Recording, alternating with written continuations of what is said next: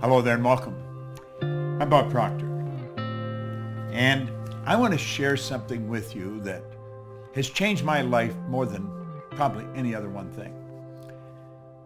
But I want you to really think as you watch this video, okay? It's not very long, but it is very powerful. And there's something in here that is not taught in school. The first thing I'm going to talk about that's not taught in school is thinking.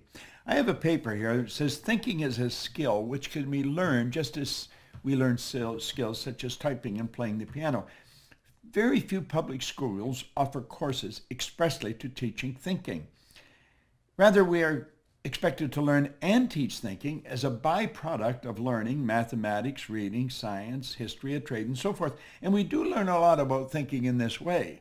The trouble is we learn our thinking skills in bits and pieces, and we never put it together as an overall picture.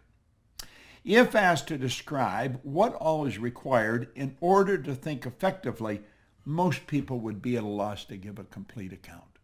Thus, we are unable to assess our own thinking skills or systematically teach the skill of thinking to others.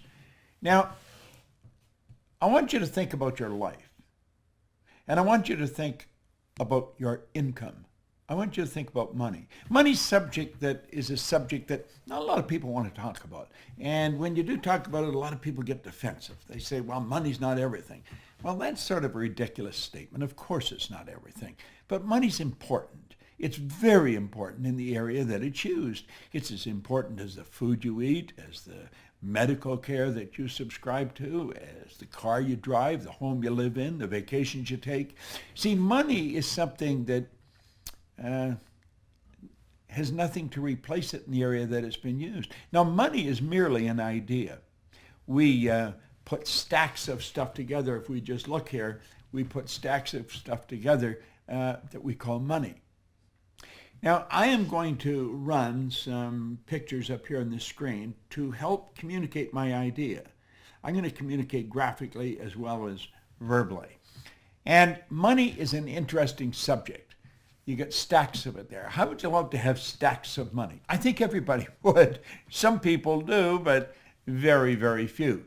So let's talk about money. Now think about it. I frequently ask a person if they come to work with me, what's the most you've ever earned in a year? I really don't care what the answer is, but I want to know what the answer is.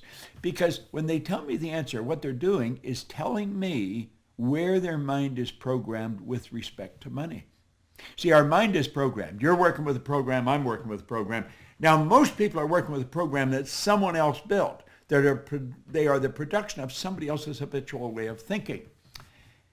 I'm going to suggest that you can rewrite the program. You can rewrite the program. Now, before we get into the money too deep, back in 1970, Alvin Toffler wrote a book, Future Shock. And what he was doing was predicting what's going to happen in the future. And he looked ahead about 50 years. And he said, the future is going to be a shock for most people.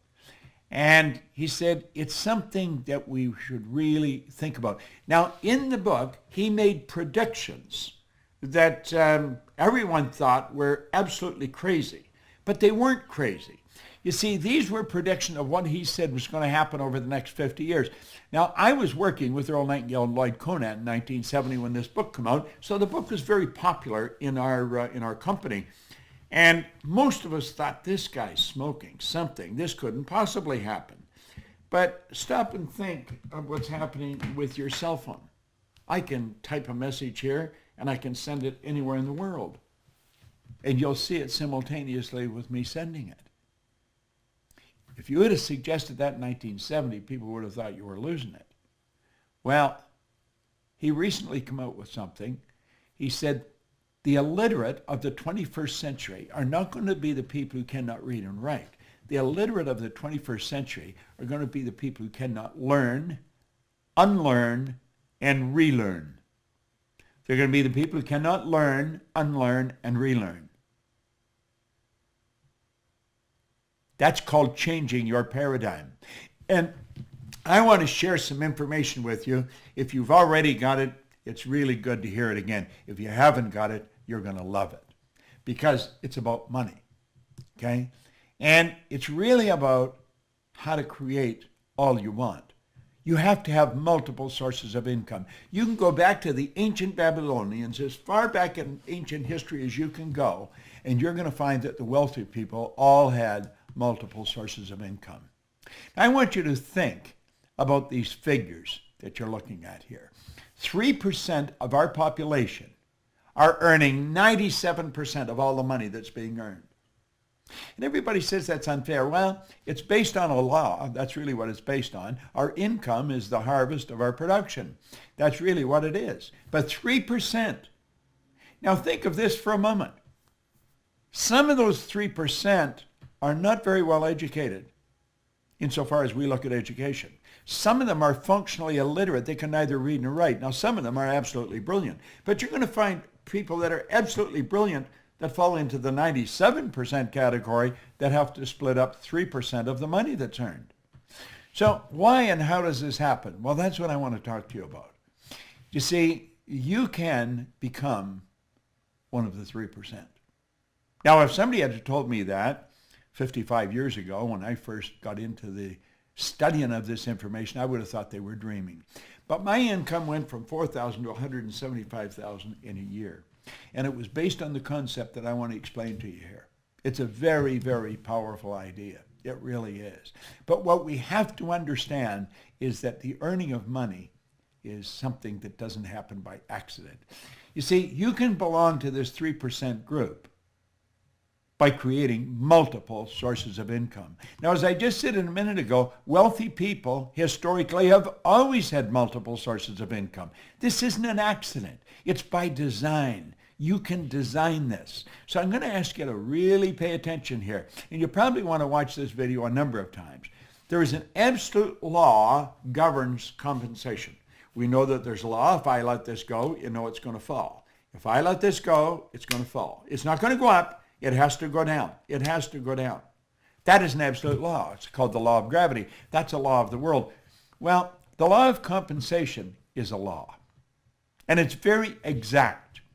I want you to really pay attention to it because this law clearly states that the amount of money you earn is in direct ratio, it's in exact ratio to the need for what you do, your ability to do it, and the difficulty there is in replacing you. So let's look at these 3 points one at a time. It's based on the need for what you do. You see, in my particular business, there's the opportunity to earn millions of dollars, and I have earned millions of dollars. Not because I'm smarter than the next guy, not because, there's an emotional or capricious God said, I think we'll let Bob have a turn, and it's not because I'm lucky. It's because I find myself in a field where there's a tremendous need for what I do. I help people become aware of what they're capable of doing. I help people understand how they're programmed and how to shift that paradigm. That's essentially what I do. And there's a phenomenal need for that. We have people coming into our business every day. We train people to do this. But there's a tremendous need. I've worked in Shanghai, in Kosovo, in Bucharest, in Buenos Aires, in Rio de Janeiro, in Melbourne, Australia, in Singapore, all over Europe, all over South America, North America. Everywhere I go, there's a need for what I do. When you find a tremendous need, and then you develop your ability to fill it, you've got to become very, very good at filling the need. Well, I fell in love with this business many years ago.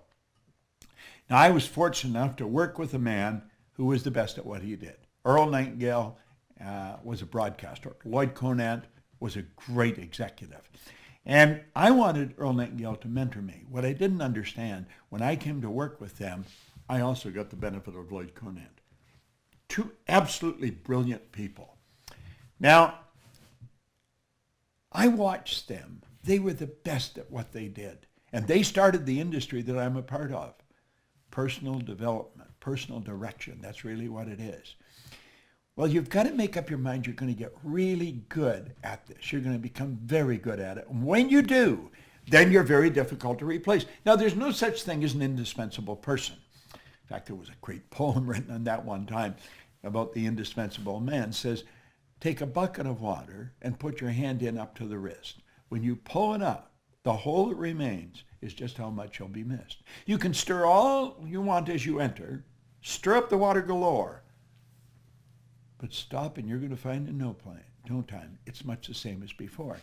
Well, what they were getting across is there's no such thing as an indispensable person, but some people are very difficult to replace. And if you make up your mind you're going to get really good at this, I guarantee you can earn a lot of money. So that's where income comes from. Find anyone who has really mastered what they're doing. They're going to earn an absolute fortune. See, this is the law of compensation. So this is what you want to study. What do you want to do? You just want to focus on your ability to improve. Become a master at whatever you're doing. You see?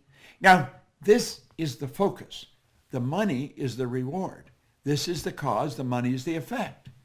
You see, you take care of the cause, the effect will always take care of itself. Now, let's look at it this way. We're going to talk about multiple sources of income, not just one, but many. Now, I stumbled on this way back in the 60s. And when I stumbled on it, I thought, wow, this is really something.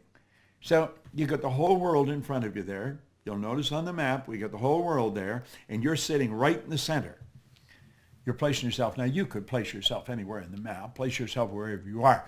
But I'm saying you're in the center of the world. The whole world's around you. Doesn't matter where you are. You're in the center of the world. It doesn't matter. You could be in Mozambique. You're in the center of the world. You could be in Rio de Janeiro. You're in the center of the world. There's as much on your right as there is on your left. There's as much behind as there is in front. So then start where you are and you set up a source of income. Now, MSI is an acronym for multiple sources of income. MSI. Now, where you are is what you're earning right now. That's your present income. The MSI is an additional income. It's not another job. It's not a better job. It's not even a job. It's a source of income. See, money is reward received for service rendered.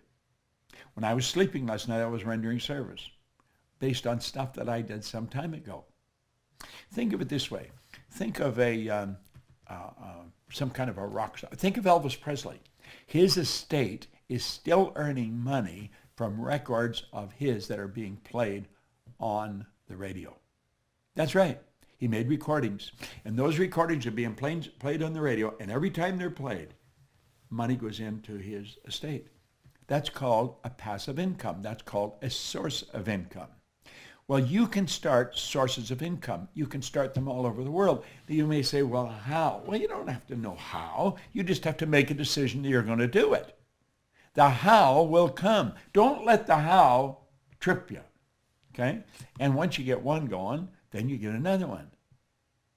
And it may be in a related field right near where you are. See, I believe you can set up sources of income that are very closely attached to what you're already doing. And then you may go to the other side of the world and set one up. Now, as you get good at this, they're going to start popping up all over the place. You may say, well, I don't know how to do this. Well, of course you don't. Not to start with. I didn't know how to do it when I started. I didn't even know how to read very well when I started. I hadn't gone to school. I had 2 months high school. I had no business experience. But you know, I built a business all over the world. How did I start? I'll tell you exactly how I started. I borrowed $1,000. I bought a used forming machine and some buckets and mops. I started in the cleaning business. And I started by cleaning one office, washing the floor twice a month, $15 a time. Then I got another office at $65 a month. Now I'm up to $95. I was only earning $400 a month to start with. Do you know, one day I passed out on the street. I thought the answer was work harder, get another office to clean. But it didn't work that way. And I woke up and there's a big cop looking at me and there's people standing all around me and I see a stretcher and lights flashing. And it was a scary situation. I guess I'd passed out. I was exhausted. I thought the answer was work harder. That is not the answer. Hard work is never the answer. The people you know that work the hardest are probably the ones that are in the least. Now think. Really think. I got off by myself. I didn't let them take me to the hospital. I got, and I started to think. And I realized it was like something inside of me said, Bob, you're doing something wrong. And then another little voice said, if you can't clean all of them, don't clean any of them. Do you know, over the next 5 years, I was cleaning offices in Toronto, Montreal, Boston, Cleveland, Atlanta, London, England. and the income was just rolling in from all over the place. Now, I'm not telling you to go clean offices. I'm telling you that I stumbled on something. It took me 10 years to find out what I was doing different. I had set up multiple sources of income. Now, I wanted to know how I changed. Why did I change? My income was over $1 million, and I didn't really know what I was doing different. I started to study. It took me 10 years, and I realized I didn't have one source of income. I had many sources of income. Now, as you set these up, you'll be asking, well, are they all the same size? Do you earn the same on all of them? No. Some of them won't even work. Some of them will die on you. There's so many ways of doing it. You could become a network marketer. You could become an online marketer. You could become an affiliate marketer. We have all kinds of affiliate marketers in our company. See, you want to make a decision that you are going to set up multiple sources of income. You don't have to know how. When you make the decision, you will start to attract how you're going to do it. Some of them will grow and some of them will die. But you know something? They all have one thing in common. They all flow into your bank. Some will be big and some will be small. It's absolutely phenomenal how this works. It all flows into your bank. Great idea. Just an absolutely beautiful idea. That's right. That's where it happens. Now, that's an affirmation I've been using for a long, long time. I am so happy and grateful now that money comes to me in increasing quantities through multiple sources on a continuous basis. Where did I get? I don't know where I got that. I probably got it from maybe Joseph Murphy's books or somebody of that. There's a great book, The Power of the Subconscious. You want to read it. I've got a great book. You can go to my website and get it. You Were Born Rich, and it's what I learned from 61 to 1984 when I wrote the book. But at any rate, you keep repeating a positive statement. I am so happy and grateful now that money comes to me in increasing quantities through multiple sources on a continuous basis. You see, when you stop and think about this, there are only 3 income earning strategies, just 3. I don't know which one you're using. You may be using them all. But there are 3. I call it 1, M1, M2, and M3. Now, we started out by saying only 3% of the people earn 97% of all the money. So the odds of your kids growing up to learn how to earn money is pretty slim. If you don't teach them, they probably won't get it because they're not going to get it in school. School does not teach us how to earn money. There's no place, they say, well, that's absurd. You go to work to earn money. No, you don't. That's not a good idea. You think, you provide service to earn money. You can earn more money when you're sleeping than you can spend when you're awake once you get good at this. You see, I'm not only good at it, I'm good at teaching it. And so I figured if I put this together and put it out there on YouTube, you all start studying it, you'll start thinking, wow. Now, if you're going to teach your children anything, you want to teach them this one because M3 is the only one that really works well, okay? Now, M1 is a good strategy. It's not a good strategy, but it's used by 96% of the population. Now, think about that for a moment. 96 out of every 100 people use this strategy, and it doesn't work. It's got a problem. It's called saturation. This is where people trade their time for money. Now, we all get the same amount of time. We get all there is. So it's what we do with our time that's really going to make the difference. Now, think about this. I mean, really think about this. 96% of the people are trading their time for money. It's a 9-to-5 syndrome. And you see, part of the old conditioning is save some money for your old age. Save for a rainy day. You save for a rainy day, I'll guarantee you're going to get a rainy day. But what do? We take a little bit of what we earn and we squirrel it away for what? For our old age or something. We do that at the expense of a life. We never drive the car we want. We don't live in the house we want. We don't take the vacations we want. Go into a clothes store. Walk into any clothes store. And I'll guarantee you the first thing they're looking at is the price tag. They're not looking for what they want. You know, the last thing you should ask for is what's this cost? Because you've made a decision you're going to get it, so you have to know how much to pay for it. And don't try and knock them down. Pay what they ask. But do the same thing. Charge what you want, okay? Now, you see, trading time for money, there's a saturation. You run out of time. It's not a good strategy. Now, M2 is an excellent strategy, but it's only used by 3% of the population. You see, 3% of the population are following this strategy. It's where you invest money to earn money.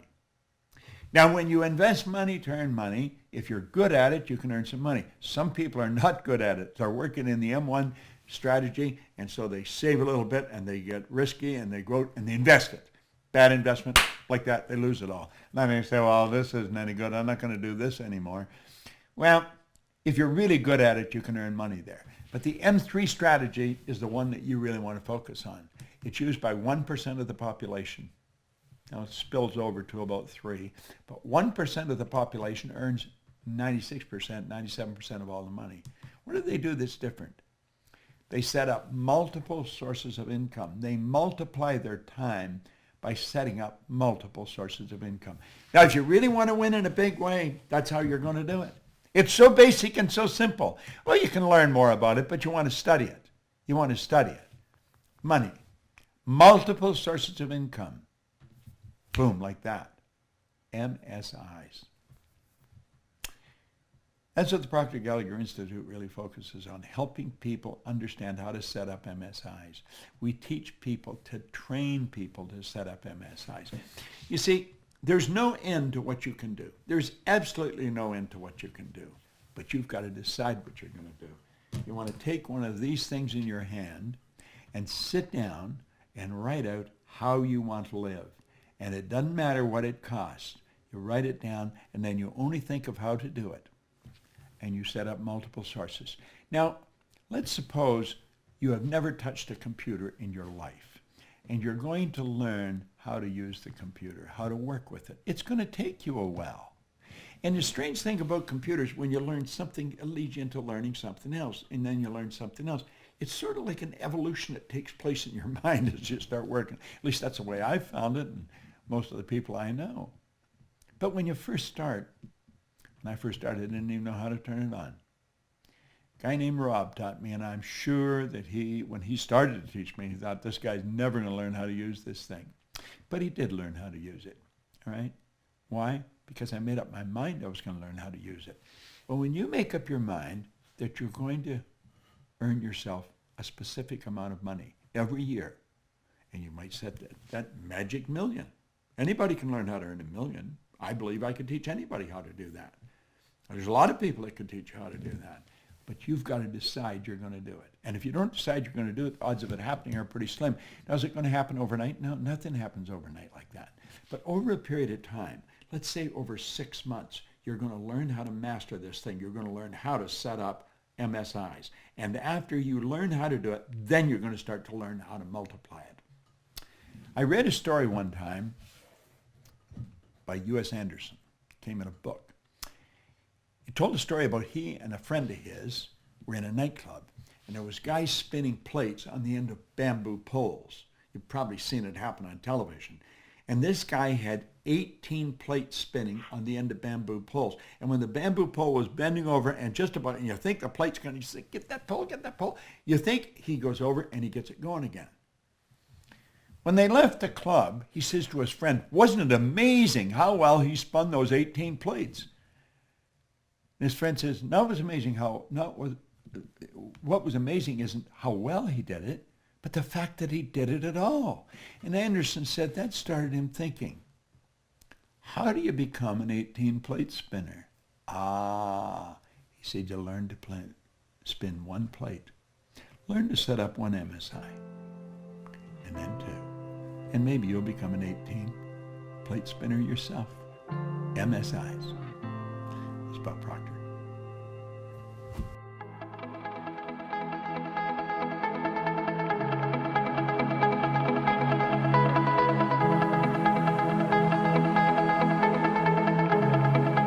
Check us out at ProctorGallagherInstitute.com for tips, tools, and resources.